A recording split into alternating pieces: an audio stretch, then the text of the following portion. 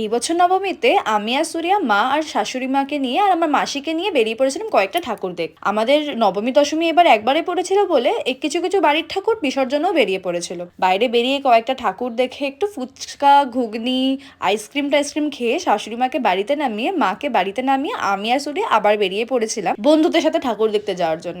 এবার গেছিলাম হচ্ছে বাগুইহাটের দিকটাতে, ওখানে একটা ঠাকুর খুব নাম করেছিল, তোমরা দেখলেই বুঝতে পারবে রোটেটিং প্যান্ডেলটা। এখানে এত সুন্দর ঠাকুরটা ছিল, ওটাকে দেখে তারপরে আমরা চলে গেছিলাম নিউ টাউনের দিকে।